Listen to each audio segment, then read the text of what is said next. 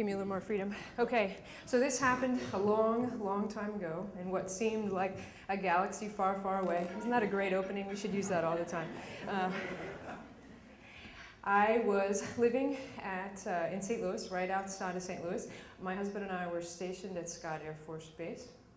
It was about 3 weeks after the birth of our third child. It was a Saturday morning. My husband had gone back to work, and this morning two things had to happen. My mother needed to get back to the airport because she was flying back to New Jersey, and my children needed to get to, my older children needed to get to a birthday party at the Science Center, because every good psychology book will tell you that if you neglect your older children, when you have a baby, your family will fall apart.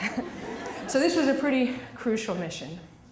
Now, logistically and on paper, this could totally work out. So this was such a long time ago that it was on paper that it was going to work out. It was actually a paper map. We had it drawn out on the map. We had a white index card with the directions carefully written out. And the only major obstacle, besides the fact that I was going to be doing this alone with 3 children, was that I had actually never been the one that had driven to the airport before. Since we had 3 children, my role had been relegated to sitting in the back seat, controlling the children while we were driving. So a minor obstacle.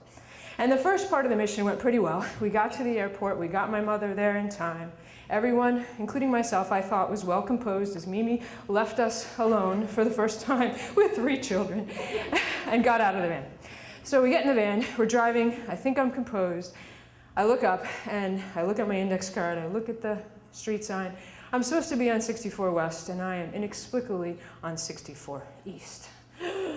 So my 2-year-old in the back seat, still the most sensitive of all of my children, says, Mommy, are we lost? I said, no, we're not lost. We're just going the wrong way on this road.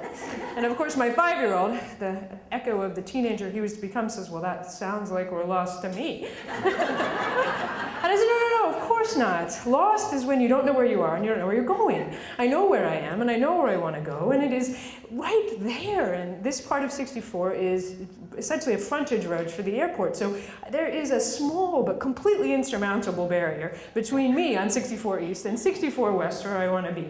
And I'm starting to panic because I look at my index card, which doesn't reroute. It just doesn't reroute. And I look in my rear view mirror, and the companions, of course, that I've chosen for this journey were ill-chosen. All of them are a decade away from driving. Nobody can read, and only Adam can actually recognize even numbers, so they're no help at all. And I start to feel very panicky. We're driving along, and there's really nobody else on the road, thankfully. And suddenly, like a beacon in the night, there is a break in the concrete barrier. I'm like, oh, we're saved. There's a break in the concrete barrier. It's wide. There's nobody around. I slow down. I look around. There are no U-turn signs. Okay, we're going for it. We turn the van around. We start going.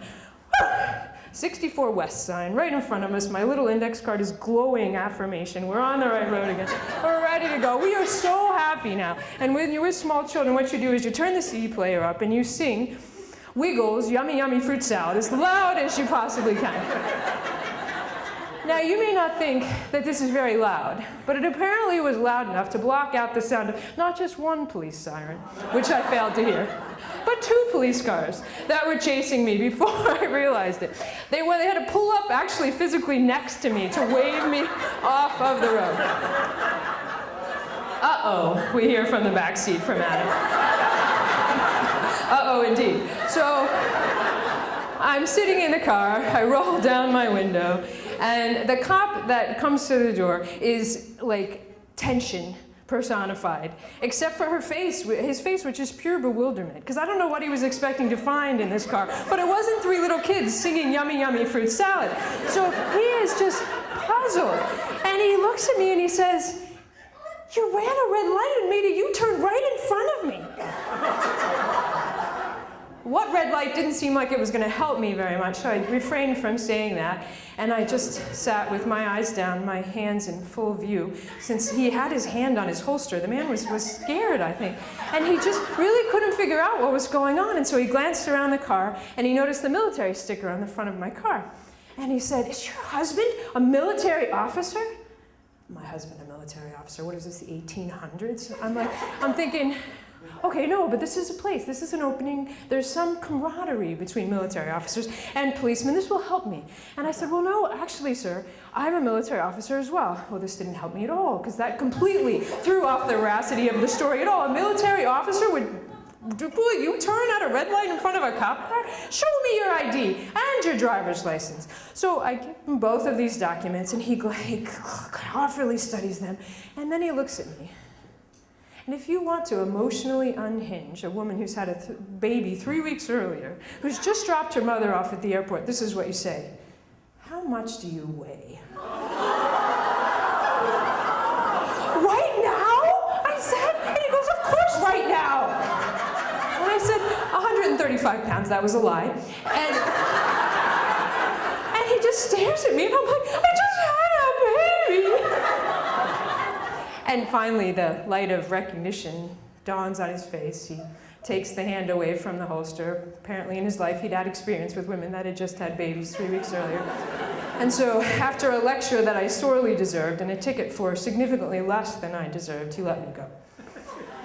So I sat back in the seat, urging to crawl up in my bed and cry, of course, but looking in the rearview mirror, and of course the future of my family depends on getting to the birthday party. And so we pull away, and I hear Adam whispering to Sarah in the back seat, wait till we tell Daddy we met a real policeman today. I said, you know what, you better let Mommy tell this story.